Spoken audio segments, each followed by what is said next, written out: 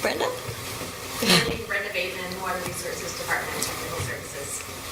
I'm Dave Anderson, Public Works Director for the City of The Dalles. Okay. Kimberly Christie, Water Watch of Oregon. Letitia Lukowski, with the Capital Press. I'm Steve Perret, Water Resources Department. Lindsay Reardon, Water Resources Department. Okay. Thanks, everyone. So we should also welcome Jen as our new, commission executive support. Following Cindy Smith,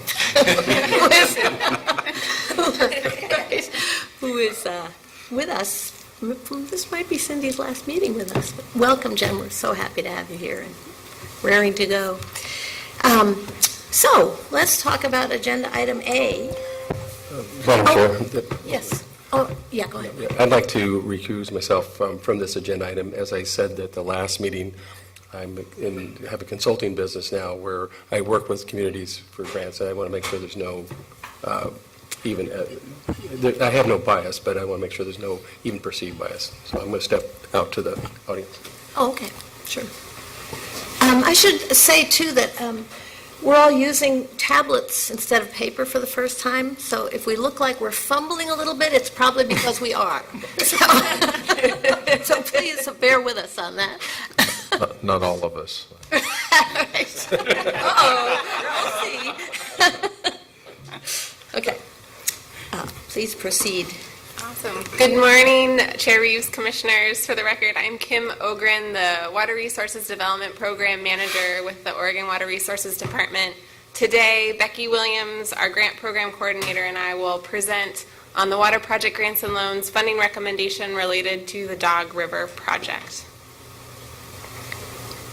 As you may recall, normally we come to the Commission in the fall with funding recommendations for water project grants and loans. And this past November, we presented the technical review team's funding recommendations for 2018.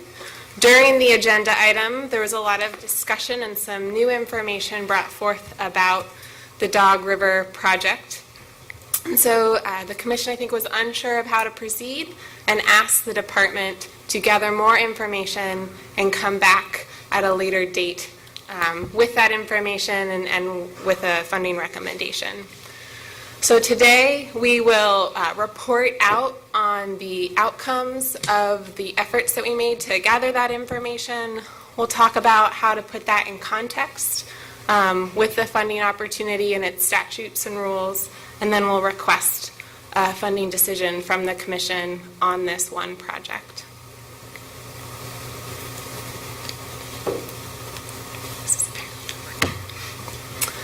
Just as a reminder of the project, it's officially titled the Dalles Municipal Watershed Dog River Pipeline Replacement.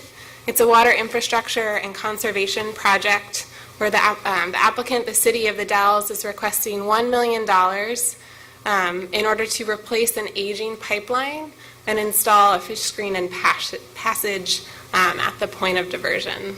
The project is located in Hood River County.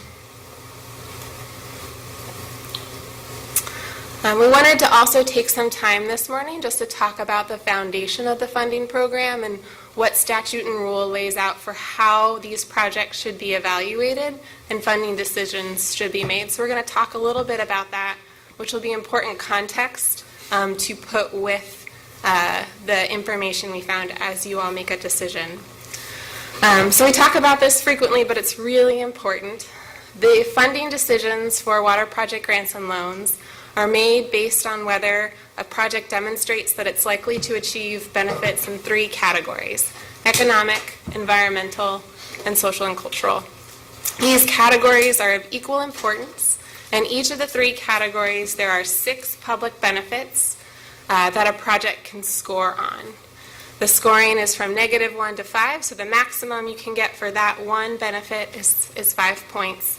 And each is considered equally with a couple of additional preference points on a number of items.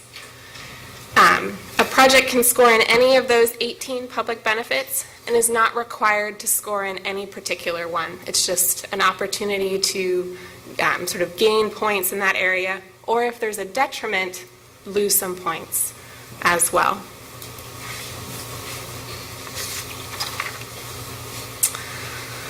So the TRT, in looking at scoring on those 18 benefits, is evaluating the application and the public comments and other documentation provided to see if a project is likely to achieve public benefit or detriment in each of those 18 public benefits. They look at the current project proposed, so an applicant does not receive points or lose points based on previous actions or sort of hypothetical future additions to the projects. It's what will this funding and this project change on the ground and what benefits will be produced by that work. They are charged with considering both positive and negative impacts of the project. And when doing that evaluation, we encourage them, and they reach out to others in their agency with different areas of expertise, and they bring that to the technical review team meeting, where they then debate and discuss the public benefits that the project will achieve. So they learn from each other's expertise as they go and evaluate the project. So in 2018, the technical review team did that work, and they came forward to the commission recommending 8 projects receive funding. So that's what's listed here. We wanted just to show the breakdown of the scores for those 8 projects that are recommended for funding. You'll notice that it's broken out by economic, environmental, social/cultural, and other. The maximum points you can receive in each of the 3 primary categories is 30 points. So that's the 6 public benefits times 5. And you'll notice that different projects score better or higher in different categories, but the total score considers all of those equally along with the preference points to demonstrate the likely public benefit of the project. Kim, do you want us to wait until you're finished with the presentation to ask questions, or ask as we go? Chair Reeves, it's your prerogative to decide on that. What I might recommend is if you have a question relevant to what I've discussed, I'm happy to answer that, but we might address, if it's related to something else down the line, we might address it later in the presentation, and so it might, if it's like, for instance, related to our communications with the city, we're going to talk about that in a moment.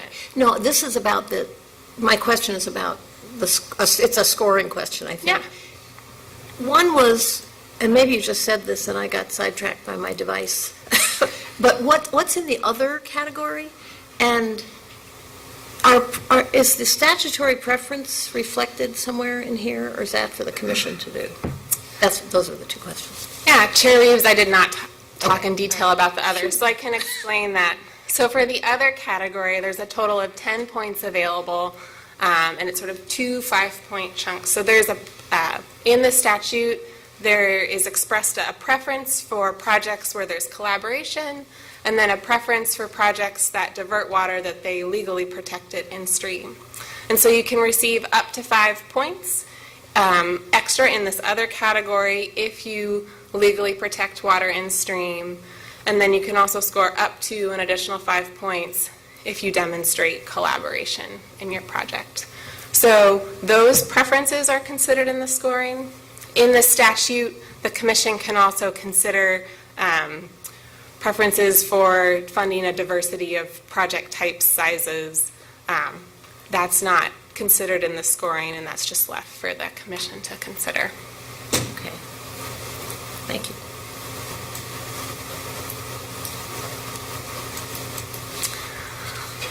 So that brings us to this past November, where we came to the commission with the funding recommendation from the technical review team, and there was a lot of discussion about the Dalles' project, both for and against the funding recommendation, and it included some newly released information, I think 4 days prior to the commission meeting. And so you asked us to look into that information, Part of it was a document that's included in your staff report, and now Becky is going to sort of walk through the process that we've gone through since November, as well as talk about our recommendation at this time.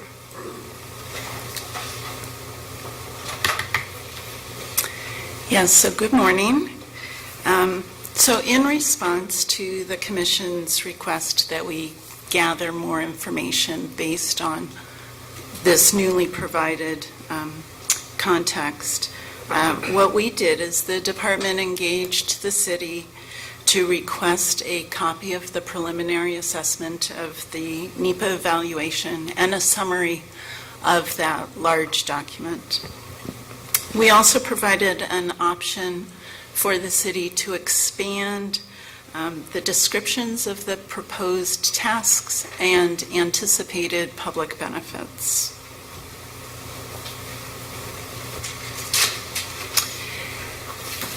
As a follow-up to that conversation, the city did provide us with the requested information. They determined that the project scope would remain the same as originally described in the application. We subsequently shared that status and information with the Confederated Tribes of the Warm Springs and with Water Watch of Oregon.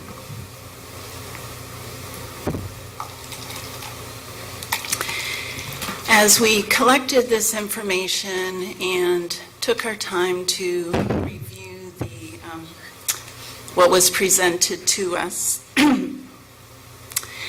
based on that information, our findings really are that the project details have not been expanded or altered at all.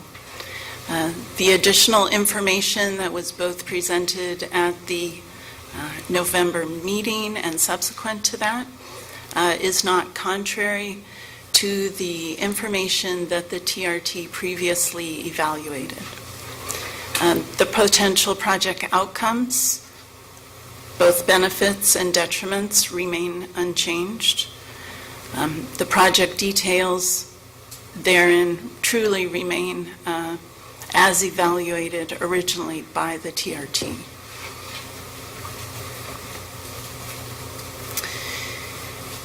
In the original evaluation, as Kim previously talked about when she discussed how and what the TRT discusses and understands and considers, is in that assessment, the fact that the project does not legally protect stream flows in the state was thoroughly understood by the technical review team. They held conversation, including and understanding the comments and topics of concern that were brought up by both in support and in opposition in terms of letters of support. They also discussed the presence and absence of documentation and support. Within that, I might add that that understanding that the project does not legally protect stream flows, the TRT understood clearly that the bypass flows that the city proposed was not under the authority of the agency to regulate. Therefore, the TRT scored accordingly. They had this information and they scored on the basis of that information. With no change in the project scope or outcomes, the scoring and funding recommendations really don't change. So the department continues to recommend that the commission accept the original TRT recommendation to fund the Dells Dog River project. Per rule, the commission shall actually determine the final scoring and ranking and makes the final decision regarding which projects are awarded or not. These all all the scoring is, as Kim originally presented, based on that foundation of those 3 public benefit categories, which have equal weight. So, before the Commission today, the Commission may consider the following alternatives. Number 1, to adopt the funding recommendation to fund the Dalles Municipal Watershed Dog River Pipeline Replacement Project for $1 million. 2, to adopt a modified funding recommendation. Or 3, to decline funding the Dalles Municipal Watershed Dog River Pipeline Replacement Project. The Director recommends alternative number 1, to adopt the funding recommendation.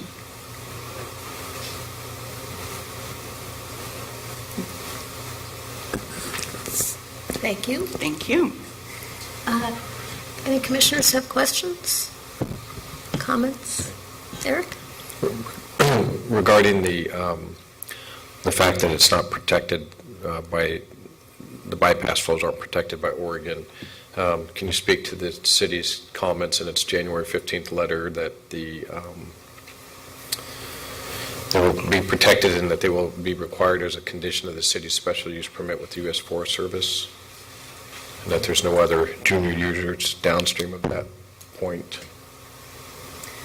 Chair Reeves, Commissioner Quemps, the statute notes that the public benefit is a measurable improvement in protected stream flows, and the department interprets protected stream flows only to include those legally protected by the state of Oregon.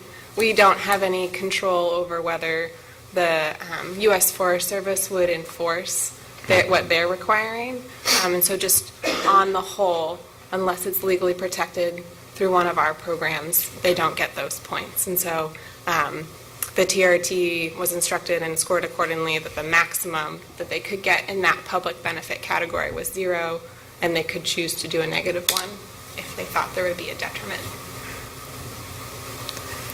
Just to follow up on that, I don't really know what to make of this statutory provision that says that, recognizing that the water is not protected under Oregon law, this provision that says that the recipient may include water dedicated to establish that a project complies with a section that requires demonstrated environmental benefits. The recipient of a grant or a loan can include water dedicated in-stream as a result of the conditions of federal, state, or local permits for the project. Because it does seem inconsistent with another part of the statute that seems to say it has to be protected under Oregon law. Chair Reeves, can you mention the citation? Now, I am in the pink book, which I just got the new green book, but I looked to see if changes were made, and I don't think they were. I don't think there were, yeah. It's 541-683 sub 3.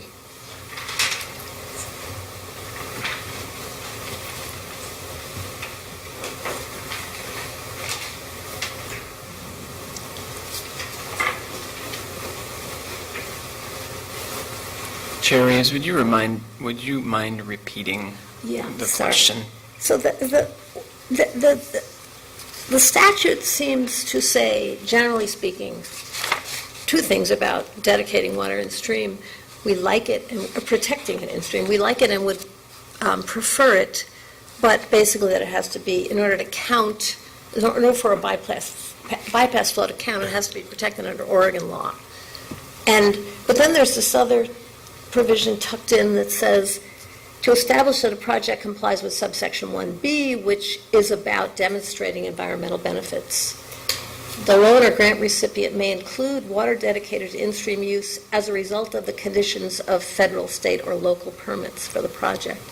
In this case, there is no permit yet, but I think the city is proposing that the Forest Service include in its permit of the bypass flow in August, September, and October, I think. So I just, since it came up, I didn't understand how this relates to a need to have it protected in stream in order to, under Oregon law, in order to count, and maybe it hasn't come up. So I think I might offer an answer, perhaps a two-part answer. As I see it, there are two items to consider. What and how the review team scores those public benefit categories. And as we've determined, that one public benefit category that speaks to the protection of stream flow, we interpret to be legal protection under the authority of the department. And as Kim said, if an applicant does not propose some sort of legal protection in that way, an applicant can get a maximum of 0 or a -1. Any grant agreements that we have, if the applicant includes information of any type of other permit or requirement of their project, those permits are listed in their grant agreement and must be obtained at the point in time for which they receive funding for that task, for instance. Now, the issue of may include water dedicated to in-stream use with federal, state, or local permits. Again, we may be able to reference certain permits, but if it is beyond the regulatory authority of this agency, the conditions of that permit we would not be able to speak to. Are there any other, Commissioner, Bob? Yes, and again, I apologize while I try to scroll through and find the questions I had noted. I'll confuse myself. But No, I understand. But if you could go back to the slide that identified the scoring, please, Becky or Kim? Could you go back to the slide that identified the scoring? And I think I'm going to ask largely a very similar question to Chairman Reeves. But what I'm wondering about is the environmental score of 11, how that was derived, and whether that was dependent at all on the idea that there would be some additional base flows. And also when I read the Forest Service report, at times they talk about leaving 1.5 cubic feet per second in the stream, and at other places they talk about 0.5 cubic feet per second. And so I'm just wondering, would this score change at all dependent on any of the discussion we may have on the water that's left in stream? Can I add to that? Oh, please do. Since we're talking about the numbers. I'd like to understand the thinking behind the preference score for the Dalles, for this project. Because it doesn't come out in the narrative description that I could see, and so I wanted to know what the technical review team was focusing on. Chair Reeves, Commissioner Baumgartner, I'm going to go with the easiest question first and then go from there. The preference score for the City of the Dalles has to do with sort of collaboration as demonstrated through the application and the number of letters of support that were provided. So that has nothing to do with water protected in stream. The other sort of easier question, Commissioner Baumgartner, you said there was a difference in the documentation of 1.5 CFS and 0.5 CFS. And the department does not know why that is, and perhaps the city could speak to that. And then I think the more complicated question is, how did the environmental score of 11 come about? And I can speak generally to that in terms of, as we've discussed before, there are 6 potential environmental benefits that a project can score on. As we've discussed, the TRT was directed and gave a 0 to the in-stream protection public benefit. And therefore, this without digging into the scoring documentation, how they got to 11 then is they scored points in those other environmental benefits that are listed. And we'd have to look back into the actual scores to determine which ones.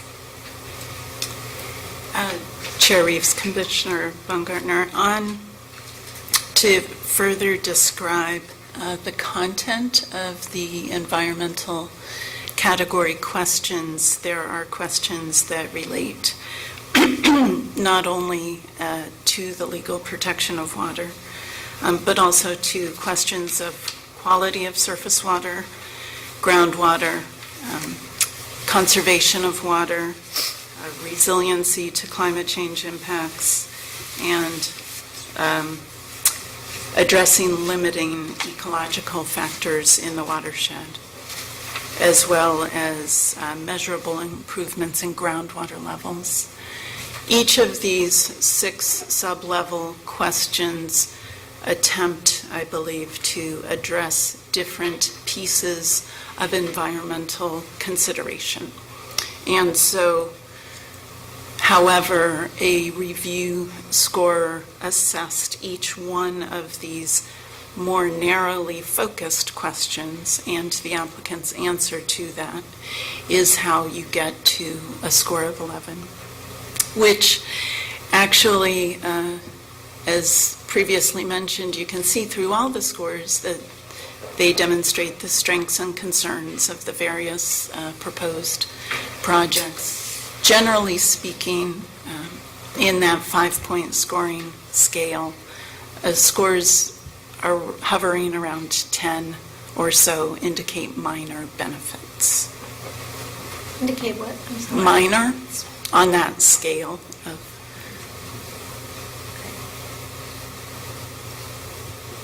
Other questions? I have a question.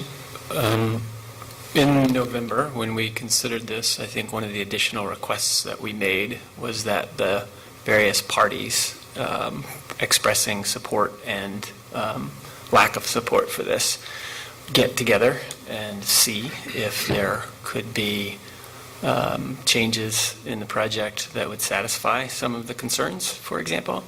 Any idea of what sort of progress was made relative to that request? Chair Reeves, Commissioner Moll, I think the parties involved would be better to speak to that as to whether they were willing and or able and got together to talk about those things.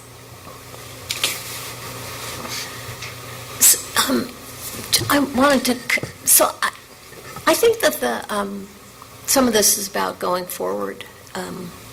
My own thinking, what my experience was when presented with opposition to, and the basis for opposition to a project that the staff was recommending be funded, I kind of felt like, I'm not sure we had, you want to, as a commissioner, you want to get the right balance between getting in the weeds where we don't belong and recognizing that something like this is maybe more art than science, and maybe I'm looking for a level of precision that's not possible, but I kind of felt like I just didn't have enough information to be able to make an intelligent decision about the concerns that were being raised. And what I was comparing number 8 to number 7, which we had already, number 7 we had already signed off on, and I could identify, for example, some preference from the narrative in every one through 7. There was either protected stream flows or obvious cooperation, collaboration, or both in some cases. But I didn't see either of those in this project. And I was trying to understand that both involved fish screens and not other identified environmental projects, both Flat Creek and the Dalles. So I didn't really know what would explain the difference in scoring between those two on the environmental scale. And so I think for the future, it will be, I don't know what the rest of the commission thinks. I think it might be more helpful for us to have more information about what the TRT was really relying on in all of these categories. because it's hard, when presented with concerns, it's hard to evaluate them, really. And I don't know, with respect to collaboration and cooperation as a preference, do you mean that letters of support are sufficient to get preference points for an applicant in that category? That seems like it might be overly generous on the question of collaboration. I mean, the other ones are like co-applicants or, that kind of thing. Chair Reeves, letters of support and the diversity and the content of that letter can be considered by the TRT along with other items in coming up with that collaboration score. So maybe there's something in the content of the letters that indicates more collaboration and cooperation than Yeah. just the fact of them. Or who provided the letters, if there's a diversity of different interests, that is different than if it's, solely the people that would directly benefit from the project. Chair Reeves, that was the comment I was going to make. And looking through the letters, it was those that was going to benefit and was associated with it, would tend to carry more weight than just somebody out there that had a gripe, maybe an ulterior motive or whatever. As I was looking through the letters, it seemed to be good, substantial support from various parts of the community for this project. And so to me, that carries more weight than a name that you didn't know unless they had a background or something that would be relevant to the situation. Chair Reeves, Commissioners, additionally, to speak to perhaps your question or concern of detail and understanding, is that these applications are quite sizable, and the applicant generally, and the application is geared to assist an applicant to tell a story about what their needs are, what their goals are, what they're going to do, and then as they provide answers to these public benefit categories and sub-level questions, the review team has significant and robust discussion about whether or not an applicant's answers are backed up with documentation and evidence in the application. And that may be in the form of attachments. It may be included in other answers within the application, but that is one of the criteria that the review team is advised to consider as they score, and applicants are advised to include in their answers is specific evidence or documentation to back up their claims. And so the reviewers have that discussion as they consider each and every question. I don't know if that assists you at all. And Chair Reeves, I'll add to that. I appreciate that you want to make an informed decision. That's what I hear, right? I appreciate you don't want to get so into the weeds, but that these are public funds, and you want to make an informed decision. And I'll note that sort of outside of this particular funding recommendation, we're embarking in a program assessment to look more holistically at both of our funding opportunities. And I think we want to engage you in part of that as well to determine what you need to make an informed funding decision moving forward.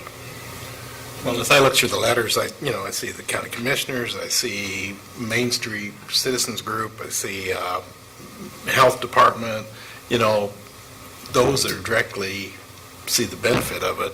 That I guess the titles and the content of their letters tell me that there's a collaborative effort. This is not a singular effort. It's a collaborative effort of the whole community that's being supported through these letters and recommendations. And to me, that carries a fair amount of weight under the circumstance of what they're trying to do.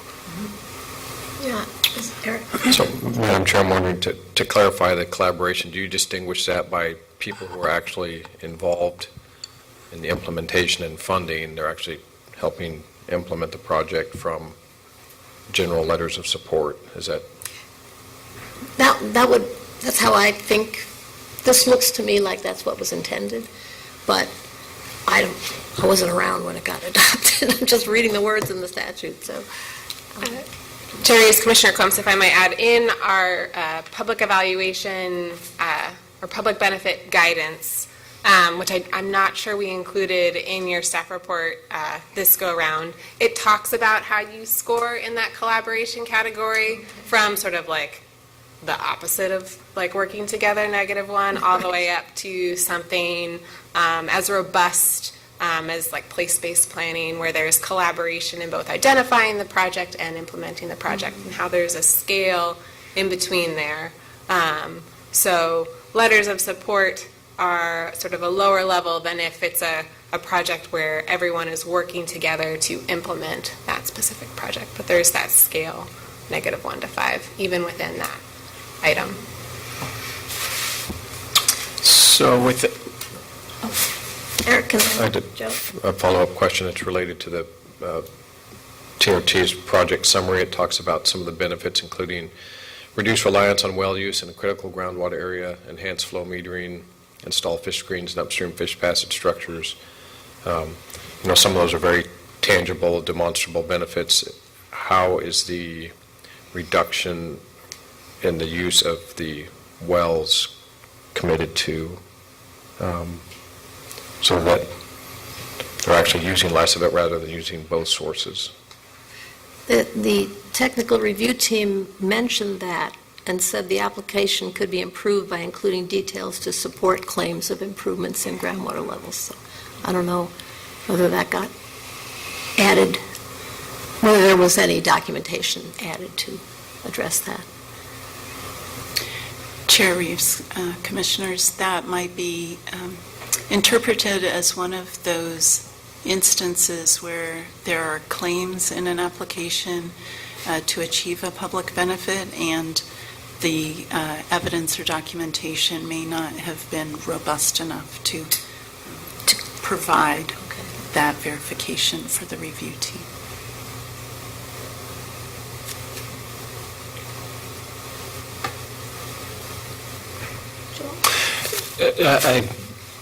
Chair Reeves, I appreciate your leadership in raising the question, and I think that also in November we described, or we noted that grant programs aren't often perceived as being policy drivers, but they really are. If we give funding, it sends a message that this is an important implementation of our strategic plan. And I think that we are going to be in an increasingly difficult situation where claims on water need to be considered from the range of beneficiaries. And if we rely simply on the most articulate beneficiaries as a measure of collaboration, I think we miss an opportunity to really reward collaboration around really thorny, sticky issues.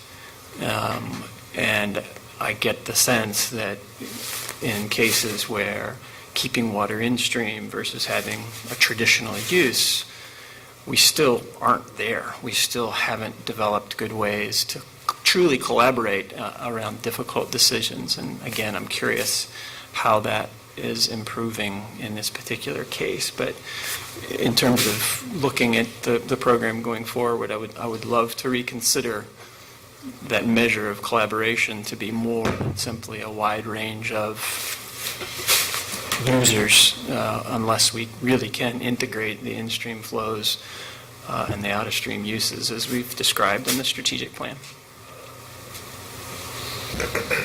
Yes. Just to follow up on that, and I also want to commend you on raising the dilemma of how deep into the weeds we want to avoid getting, but also wrestling with the policy. What really helps me would be to understand a little bit more about how you made the decision, which goes to the question I asked about the scoring. I really appreciate Commissioner Corn's discussion of the persuasiveness of the comments that we received. But personally, I would have thought those comments were more along the line of the social benefits or the economic benefits, because we are hearing from people who are benefiting from the project rather than who, what I would see, would be collaborating in the project. I think that gets to your point, and I'm just trying to make sure we don't double count in our scoring system. The other thing I wanted to ask a quick question on is part of what it is we consider and what is it that we do not consider in the comments that we receive. And this also goes to Commissioner Joe's point about did we try to wrestle through some of the thorny issues. We heard that there were some ancillary benefits of not relying so much on wells. But there were also some negative comments that were received. I guess they would be negative comments from Water Watch about dewatering the stream for a longer period of time, or partly getting the water to support aquifer storage and recovery. I'm just wondering, for these ancillary benefits, how far do we expand our horizons in evaluating a project? I do think it's fair. Chair Reeves, Commissioner Baumgartner. As I mentioned, the TRT in their evaluation considered what was provided in the application and what was provided in the public comments. And Water Watch's commented 2 times in the process, sort of during both public comment opportunities, and testified to the commission in November. And so the TRT did consider those comments. But in terms of the scope and scale of the project, they were evaluating the project as proposed for funding, which, as we described, is the pipeline replacement and fish screen. They did not consider sort of future phases or add-ons to the project. Thank you. So we could, we do have one person who's interested in providing comment on this agenda item. Maybe do that now. Would you like to continue the conversation and then? I would like to just add to the point about the getting into the weeds. I think the flip side of that is, it's incumbent upon an applicant to make a clear case and just, make the decision easier for the reviewers and the commission. And, I used to write applications, and you don't imply, you try to be as explicit as possible, as empirical as possible. If you make a claim, you back it up with some evidence or citation. And so I think there's a reason we're struggling with this a little bit. And, it's always best if an applicant just makes it very clear and makes the decision easy. And that's a lot of their responsibility, to be honest.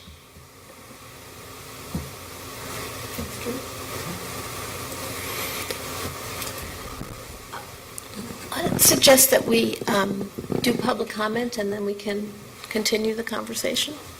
So, Kimberly Priestley, Water Watch. If anyone else would like to comment, please fill out one of these forms and give it to Jen and Cindy.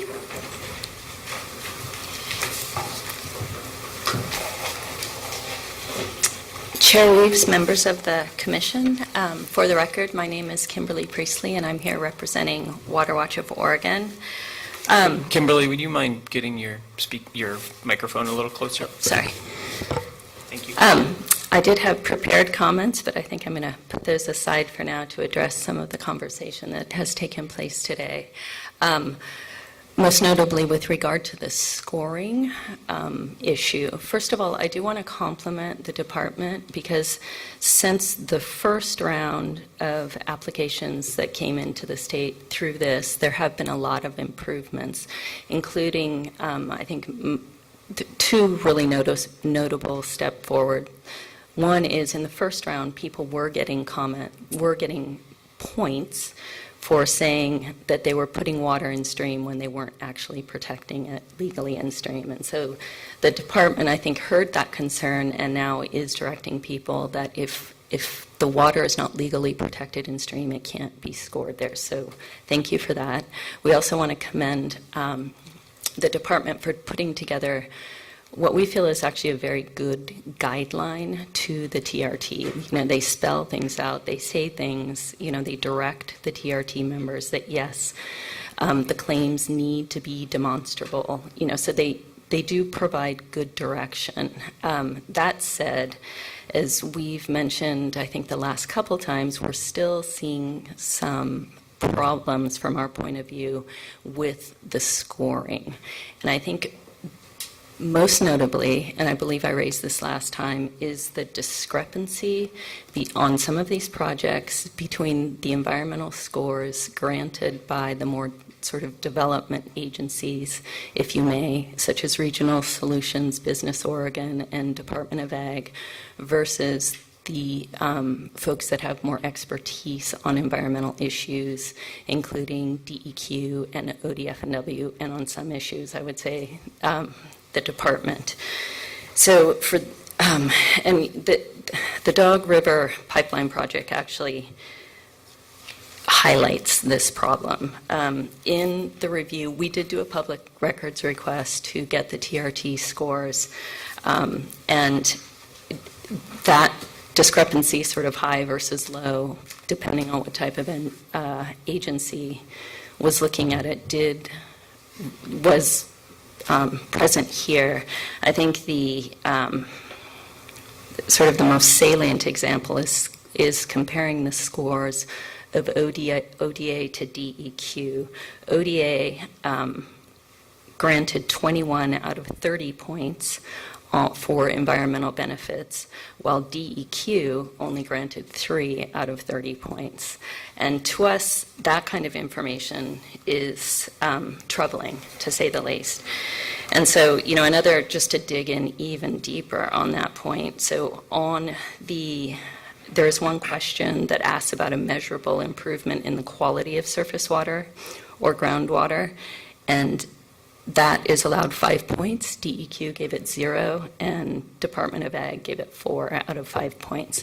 And so I think going forward, this is something that does need some attention. And again, it's somewhat out of the department's purview, because I think they are giving proper direction, but somehow, I don't know if it's another level of review by the department at the end to sort of validate the scores or something, but I think this is a problem that we're seeing enough that we would request that going forward it's addressed somehow.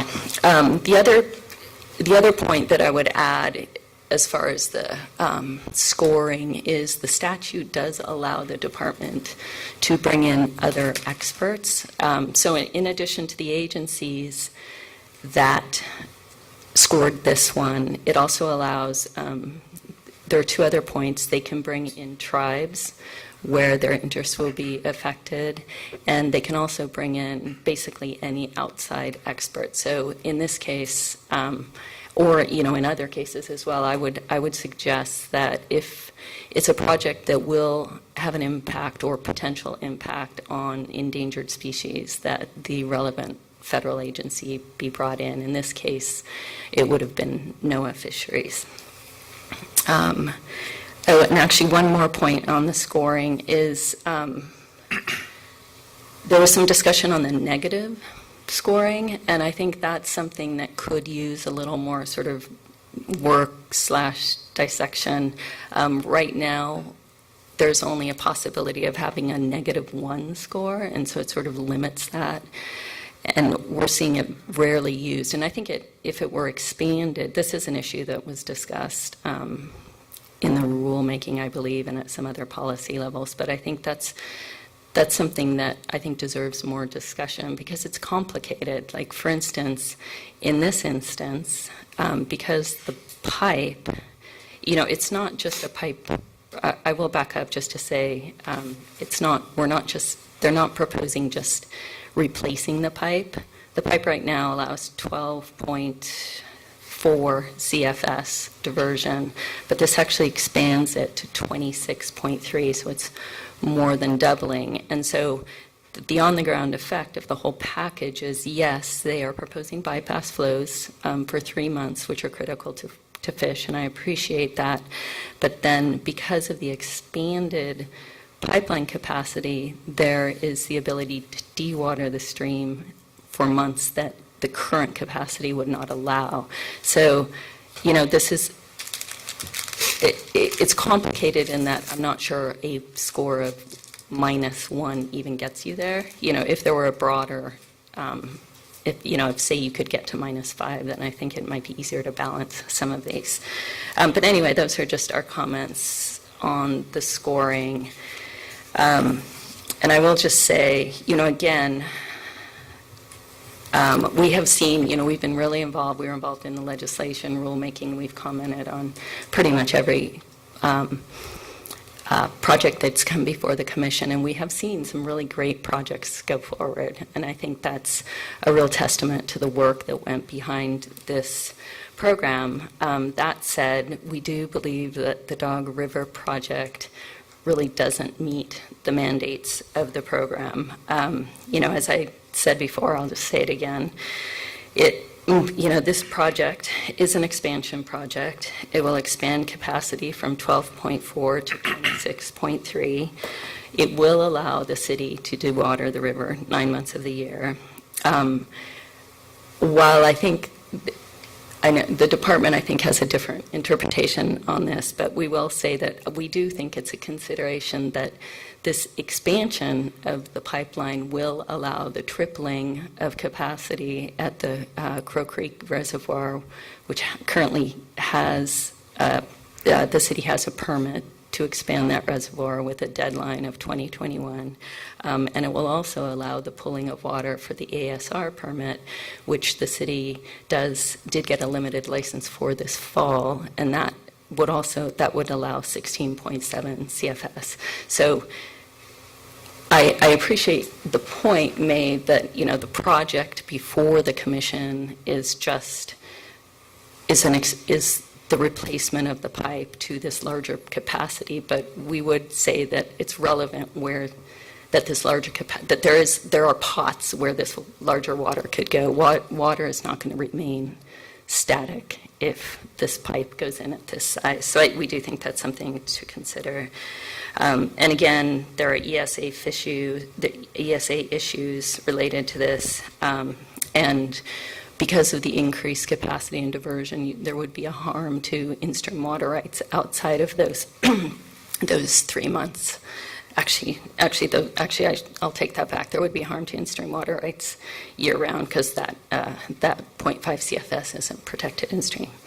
Anyway, in closing, we really appreciate the discussion today, and we would urge the Commission not to fund this because we don't think it meets the mandates of Senate Bill 839. But regardless, we're really encouraged by this conversation, and I think going forward, we hope to continue to work with the department on improvements to this program so that it can fund projects that I think are of the type that were intended. Thank you. Thank you, Kimberly. Questions, anyone? Yeah, Eric? So to clarify, there's an expansion of the capacity with the pipeline, but there's not an expansion of the water right. Is that correct? Chair Reeves, Commissioner Klemps, thank you for that question. That's a really good question. So right now, the city has a water right for all the water in the stream. However, because of the capacity of the pipeline, they have only been able to use 12.4 or 12.3 CFS of that right. And so this will allow them to use, it's an existing right, so it's not an expansion of the right, but it's a right that they have not used in over 100 years.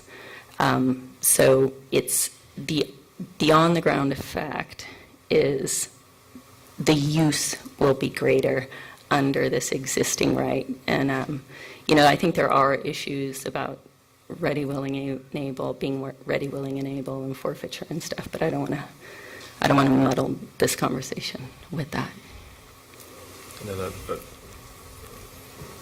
I just think that's an important distinction to make, that between the capacity and the right, and then The ASR permit, I'm curious if that could not occur but for the expansion of the capacity? Is that correct? Kim, do you know?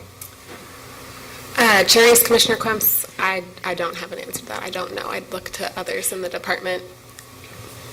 If I may, Chair Reeves, Commissioner Quimps, so right now, the capacity of the pipe is 12.3 or 12.4, and the ASR project limited license that they received was 16.7, I believe. So the ASR project is envisioned, at least from just the documents submitted to the department, as being larger than the current pipe size. That being said, if the pipe, were replaced at the current capacity, clearly they could still utilize it for a lesser amount.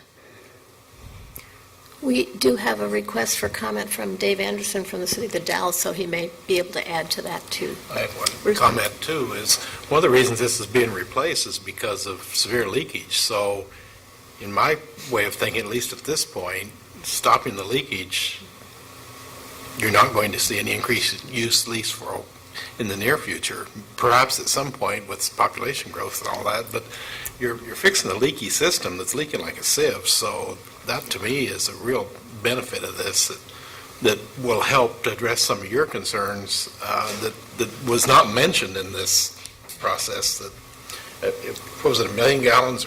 There was a figure here, and I was looking for it. Yes. Same deal. I can't find it right quick, but there's a significant leakage that's being solved with this problem, as I understand it. Yeah, and Chair Reeves, Commissioner Corn, and I really appreciate that point. The pipeline is leaking a lot, and I appreciate that this will stop that leakage. I think the issues arise where there's an expansion of the capacity. So in other words, if this were a project that were simply replacing the pipeline at the 12.4 CFS capacity they have not now, it would be a very different discussion than this expansion. But thank you for raising that point. That is an important point. Other questions for Kimberly? I wanted to respond to Kimberly's comment. I think in fairness to the municipality, you have to think that if you're going to replace it, you have to consider future growth. If you have a water right that, is... Right. You're not expanding the right, but you're expanding the capacity. And if you're going to do a project like this, you probably have to consider future growth and needs. Yeah, Chair Reeves, Commissioner Quimps, I appreciate that point, and I think we didn't say it this time, but last time we did testify that, understanding that point, I think there are things that the city could do to make this sort of a win-win project. We raised this in our comments to the Forest Service, things such as setting year-round minimum flows instead of just minimum flows for 3 months. So there is the ability to make this a good project in our minds. Thank you, Kimberly. Sorry, one Joe. last piece of it. So with that, that's the very nature, the wicked problem issue. It's right there. So my earlier question, Kimberly, from the additional submissions and things, this is taking on the air of a litigious approach. Is there anything happening on the ground in the other direction towards true collaboration around something that wouldn't produce winners and losers? Chair Reeves, Commissioner Mole, my understanding from that discussion, and I apologize if I misunderstood from the last time, was that the department was going to convene the group, and so I did not reach out to the city on my own. That said, WaterWatch is always very willing to work with people, and as I said just a minute ago and also last time, there is room on this one to make it a good project. I think if there were, minimum flows, things of that nature, it's not something that we would object to. Understanding Commissioner Quemp's point that they do, we understand that people want to build in some future use. It's just how to do it. Thank you. Thanks. Thank you. Dave Anderson, City of the Dalles.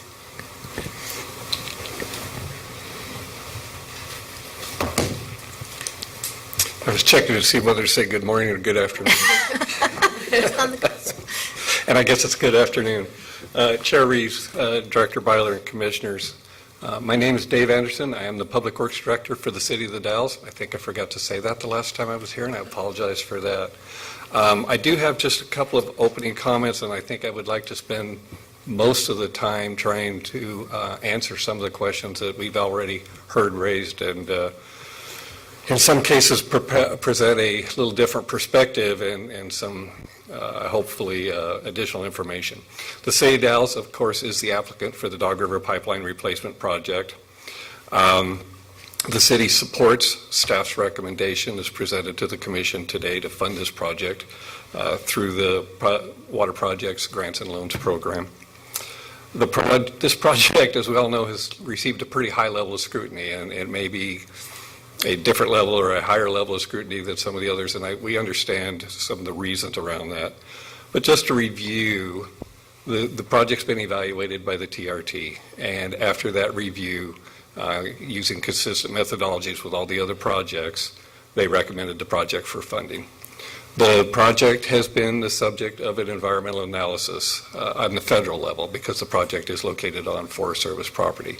And the findings from that analysis so far are that the project will have is likely not likely to adversely affect listed species in the project area or downstream of the project area, or have a no impact on the listed species.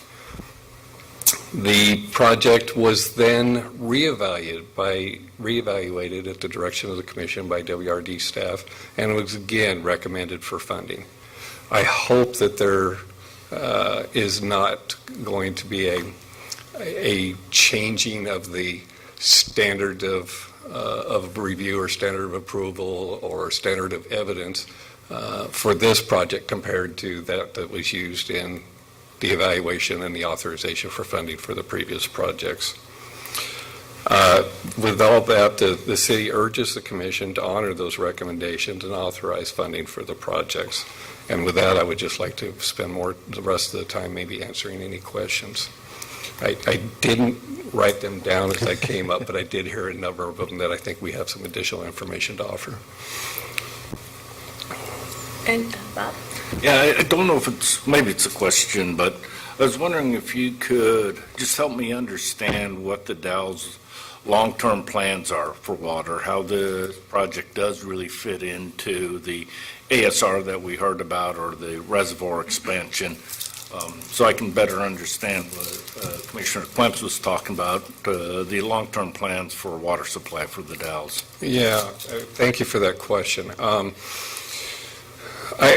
want to provide just a little bit of background or context for the city's water supply opportunities. As was mentioned earlier, the Dalles is located in a designated critical groundwater area, so we don't have any opportunity for new water rights for native groundwater. We have a water right permit for the Columbia River, but we're in a segment of the Columbia River where federal requirements for bucket replacement apply to any new withdrawals. So that's a very difficult permit for us to develop. We have our existing surface water right, which includes rights from Dog River and South Fork Mill Creek. We have both live flow rights and storage rights for Crow Creek Dam.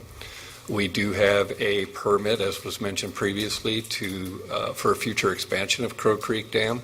That expansion permit does anticipate the use of water from South Fork Mill Creek and Dog River to fill the larger reservoir. The ASR is a very new thing for us.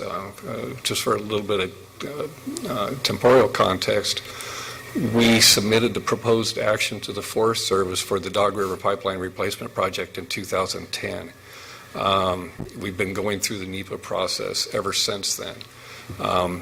We just this last spring came up with the idea and determined feasibility that ASR may be a good option for us. The ASR limited license that was obtained anticipates using water only from South Fork Mill Creek. It does not anticipate using water from Dog River.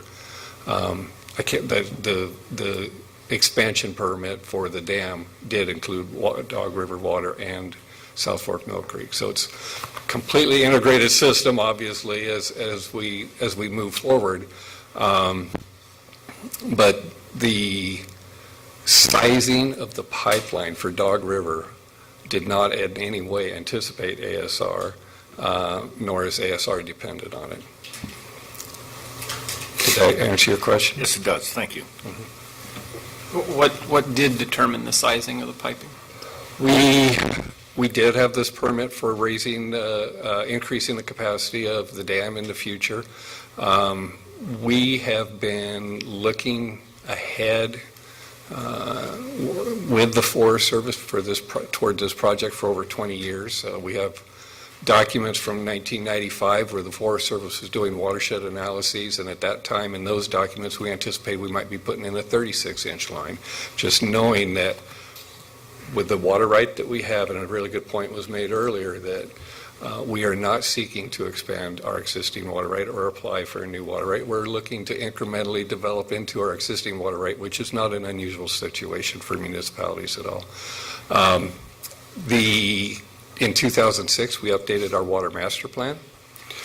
Part of that was a flow availability analysis and an analysis of how much water would actually be needed by the city in the future. And those analyses dictated us back to a 24-inch pipe rather than, and we're currently at a 20-inch pipe. And so that was a downsize from what we thought might have been as much as a 36-inch pipe when we've been originally thinking about this. So it was the demand projections from a water master plan. Other questions? How far in the future are you looking for demand when you talk about size of the pipe for the size you are now? Well, our 2006 master plan was a 20-year plan. We did not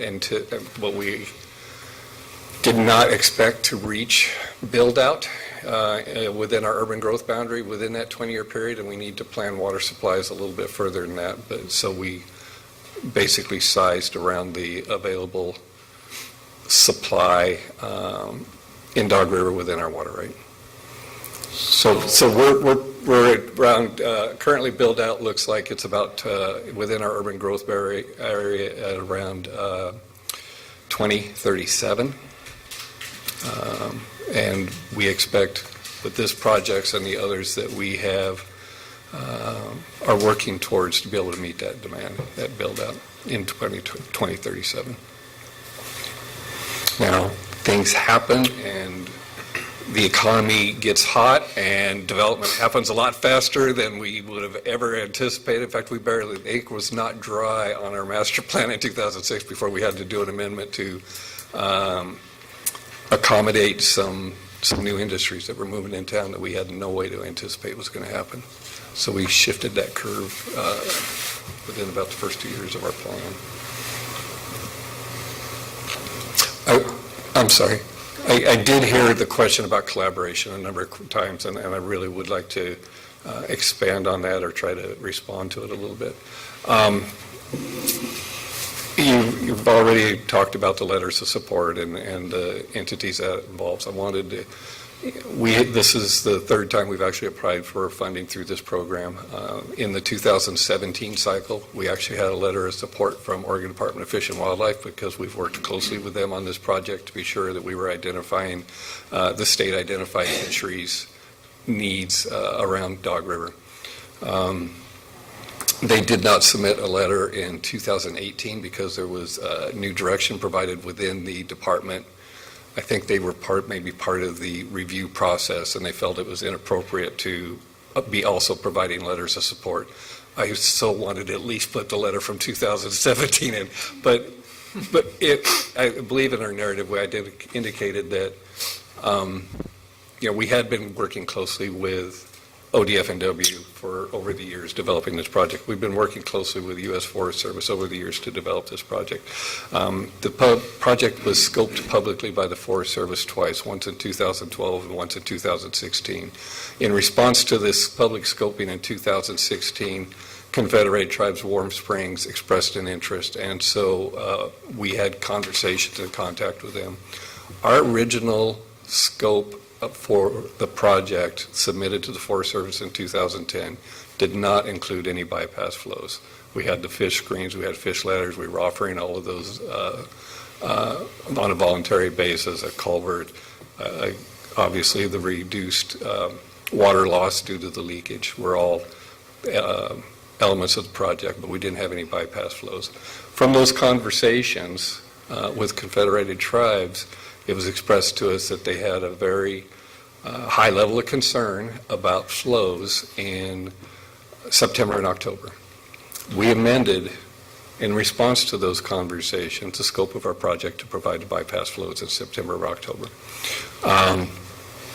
As the project started continuing through the NEPA process, there was identification that it could also be very valuable to provide bypass flows in August. So we added the third month of bypass flows. And so we thought we had really taken a step towards accommodating that desire. After the commission meeting in November, we reached back out to Confederated Tribes Warm Springs again, and I think we alluded to this in some of the information that the commission received before this meeting. And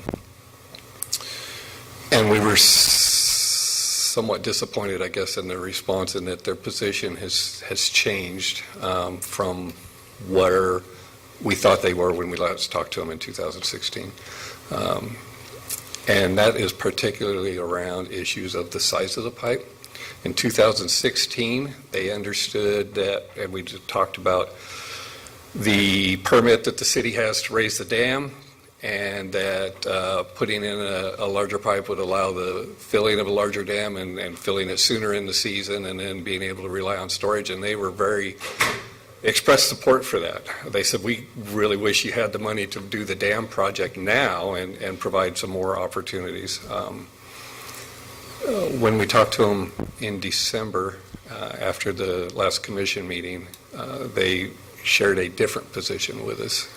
And that's not one that, as far as replacing with the same size pipe, and we don't believe we can accommodate that, because we need to, again, plan for the future water supplies with a duty to serve as a municipal water supplier. Can you clarify what is the size of the bypass flow? We were talking earlier. Oh, yes, it's 0.5 CFS Okay. in August, September, and October. And you expect that to be a condition of your, whatever permit you're going to get from the Forest Service? Yes. Okay.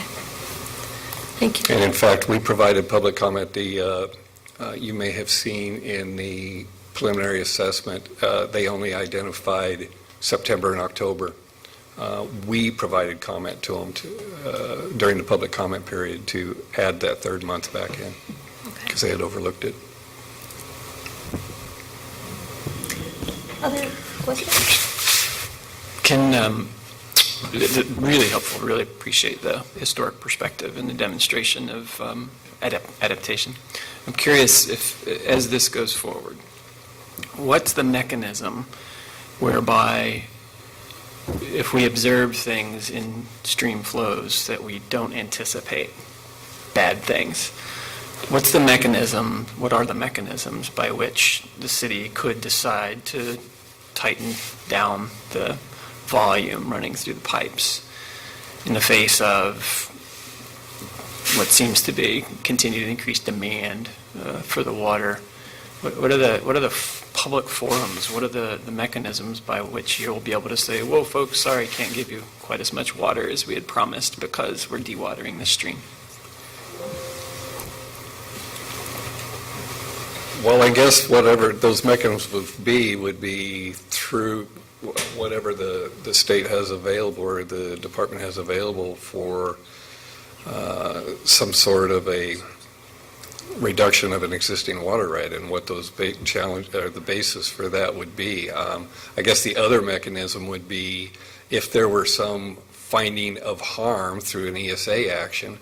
Now that was the question specifically being asked in the and answered in the preliminary assessment is they've looked at the project compared to the current situation, and they do not believe that with the pipe at the capacity that's proposed, there would be any adverse impacts to species. I don't know if I completely answered your Yeah, I guess what the I'm mechanism- not the, she's the attorney. It's the, Yeah, I'm not the attorney. What I'm trying to get at is, is there a collaborative spirit in this region developing such that everybody could say, oh, no, the creek's drying up. We need to change our behavior.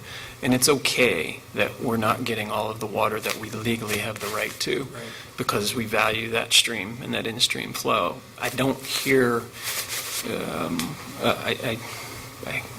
I'm just not familiar. Is there a forum? Is there an ability to do that separate from the legal right?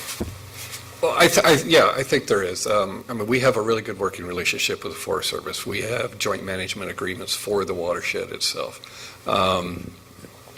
If there ends up being some sort of a restriction of water available or a call on water, the city has a water management and conservation plan that identifies levels of conservation and curtailment over 4 different levels. We have, we do have conversations back and forth with Confederated Tribes, which is probably the more important, or one of the more important players, because Dog River naturally drains into East Fork Hood River. They are spending a lot of energy and a lot of money on fisheries restoration in East Fork Hood River. The pipeline capacity, Dog River is a really small stream. And if you look at some of the information, I believe that was submitted by Water Watch for this meeting or for the reconsideration of the recommendation, you'll see that the flows in Dog River most of the time don't even approach anything close to the capacity of the new pipeline. There's a very short period of time, and I don't believe that period of time is a period of time when East Fork is flow limited. It's kind of those high water availability times, and those with the additional capacity, we would be able to take advantage of those periods. The summer periods, the fall periods, we already have the capacity to take all the water that's available, and really the only, and we have, and the environmental assessment or preliminary assessment does a good job of identifying that taking all the water at our point of diversion is not the same as dewatering the stream downstream, because they talk about the return flows, the subsurface flows that come, the contribution from additional streams and springs, which are in pretty close proximity to our diversion. So I want to clarify or correct that mental image maybe a little bit.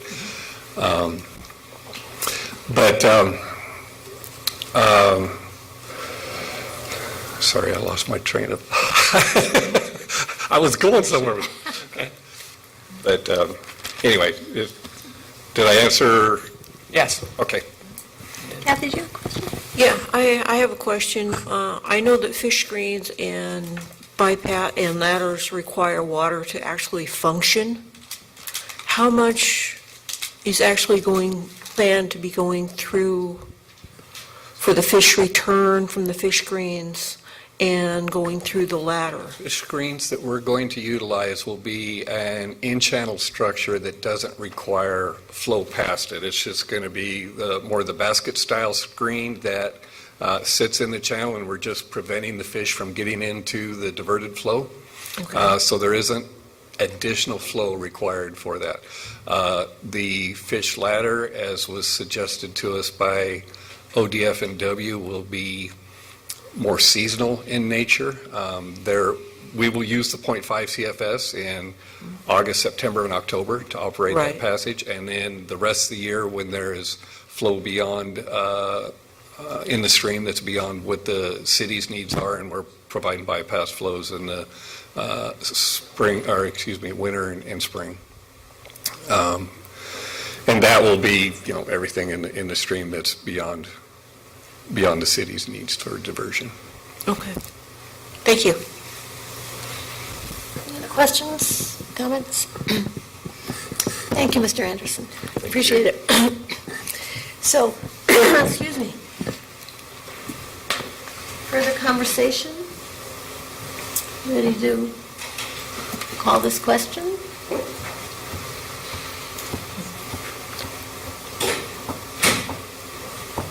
We ready to vote on this, or do we need to talk more? I can make the motions. We'll see. All right. I move that we go ahead and accept the staff report to approve the funding for the Dog River. I second that. All right. Kathy? I vote yea. Joe? No. Yes. No.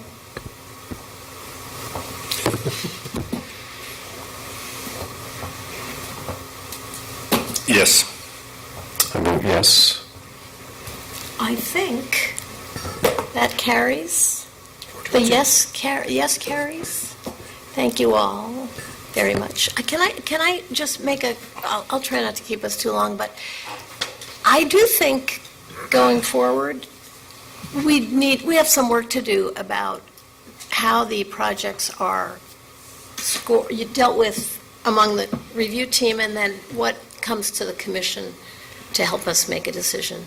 And, we've gotten a lot of feedback today, because I think what we're really looking for is something robust happening in all three of those categories. And it's absolutely so clear that this project has robust benefits on the economic and social arena, and the benefits in the environmental were a lot less clear, to me at least. And, we're not talking about whether this can happen, we're talking about whether the state should fund it under a program that wants serious benefits in all three categories. So I just think going forward, something that makes for a more robust finding in each of those categories would be beneficial. So, yes. Madam Chair, I consider that as we were listening to the public comment, I was looking at, we've been presented a package of proposals, and this one, unsurprisingly, scores lower in the environmental category, but there are proposals that score higher in the environmental category and low in the social category, for example. So every project is not going to equally address all three categories. We've been presented with a mix of projects that many of them tend to have high environmental scores, and this one scored high on social, and I think that's the reality of our work sometimes. That's going to happen. I do think the scoring system could improve, and I'd be interested to see if there are similar discrepancies in the other categories. Do people with environmental backgrounds have a very different scoring on economic or social Right. than the other groups? And so maybe looking at those and seeing if there's big discrepancies there, and there's some way we can improve this. But this is the system we have. These are the projects that were recommended by staff. I think I do wish that Warm Springs had been invited on the technical review team. But again, this is a system we have, and I think we can improve it going forward. And as Kimberly pointed out, the department has done that over time, and it's a continual process we need to work on. And that's a really good point. I mean, we're getting our feet under us with this program. The staff is doing that, and so are we. So this is not, I hope I don't sound like I'm faulting anyone. I'm really just thinking these are opportunities for us to get better at this. Chair Reeves, if I may, we also welcome further conversation on how to improve the program. And I did just want to point out, we did invite the Confederated Tribes of the Warm Springs to participate on the technical review team, all 3 past years of the evaluation, and we'll do so again. Yeah, and I just wanted to reflect a little bit because I struggled also with how we and what we inferred from the vote. I think Commissioner Quimps is much more eloquent than I am that some projects are going to weigh higher in one area than the others. I can accept that, but I'd really like to better understand the scoring to make sure our scoring is giving us, if not a precise, at least an objective answer, and that we don't see large standard deviations based on somebody's preconceived notion or whatever that inherent bias may be, even if it's not an intended bias, which I would expect. For me, this was a very difficult one, and what I found persuasive gets to Commissioner Moll's point about collaboration. It was really that you had interacted, or there was interaction with the fisheries agencies at the start of this to try to identify what flows could be released, and that it was a voluntary effort to release those flows, which got to the collaboration. Failing that as an understanding, I would have also voted negatively on this one. So I just want to make sure that we really do strive for the collaborative efforts as much as we can, whether that's in the economic area or the environmental area. And I'd like to better understand that, especially when it gets to some of the in-stream flows and the protection of those in-stream flows. Yeah, it does seem like we have the mechanism with the loan program to be able to say, you know what, these ones on the bubble, sorry, we'll give you a loan. And I would even say, can we use grant funds to make it a zero-interest loan or a 1% loan, not the state-approved rate? But what it recognizes is that there are risks that are not clearly being dealt with when you get to projects on the bubble like this for any of the 3 categories. And to be able to make that distinction between a grant program, which really does recognize that collaboration across the board, as well as an attenuation of risk, versus a loan, which you're bearing more of the risk when you take out a loan. So I think that's one of the things we might want to explore. But I also want to second what Chair Reeves said, that please don't take any of this as criticism of approach, or we're trying to make the best of it. And I particularly appreciate the fact that this, you said 2005 when you all began the 2006. So I mean, just that takes a lot to stick with a plan on behalf of a community, the broad community on all sides. So just want to recognize that and encourage you to not throw your hands up in the air and say, whew, which I know is easy to do. I ended up taking a deep dive into the statute because I was flummoxed by this application, and the statute does say that we're supposed to give equal consideration to all 3 of these categories, which, I mean, they don't all, none of them have the same, or few of them have the same thing going on in all 3 categories. So I think that's something that we have to grapple with, given what the words of the statute are as well. So how do you interpret that? I would say that consideration is not the same as what your evaluation score is. I mean, you consider it, but it's not going to have it may not have the same amount of benefit, but the metrics for the benefits are going to be so different across the categories. Well, that's what I'm not, you could say in the case of this project, this has tremendous economic and social benefits. Nobody could dispute that. It doesn't have the same environmental benefits that some of these other projects have. Does that mean, when you say you have to consider them all equally, do they have to all have the same value? That's not going to be very many projects, probably. So. Right, and Tumalo and Galls have very low social value. Right. Mm-hmm. So that's why I say when I look at the entire mix that we're presented with, I think we have a balanced package that staff are recommending, and it's unrealistic to expect that every project will have equal benefits across all 3 categories. However, I do think that, again, going back to the conversations we had in the strategic plan, I think the department would do well to push ourselves and the constituents in the grant pool to try, because I think that it's pretty easy to simply deal with the immediate problem at hand, a failing system in this case, and then feel like, okay, now we have to attend to these other things as add-ons, rather than taking that step back, thinking beyond the urban growth boundary build-out, thinking about the economic drivers, thinking about the whole basin, the whole watershed, and really trying to craft projects from the beginning that recognize that to be successful, they need to bring value across the board.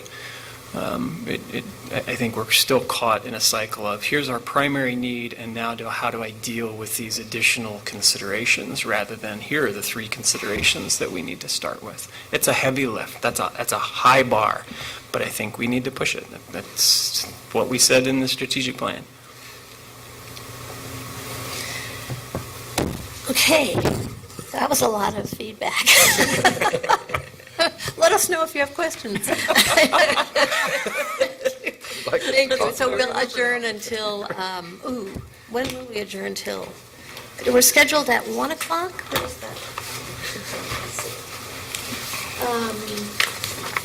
How about, do you think we can start a little bit later? We can certainly have some folks down here to if people start to show up at 1 Okay. o'clock, we can let them know that we're a little behind schedule. But let's aim for just a few minutes after 1 to come back. Sure. What are we doing for lunch? Are we We're upstairs. Right here. upstairs? Upstairs, okay. Yeah, This is your lunch. right. All right, so let's try to come back at 1:05 then. All right, thank you all.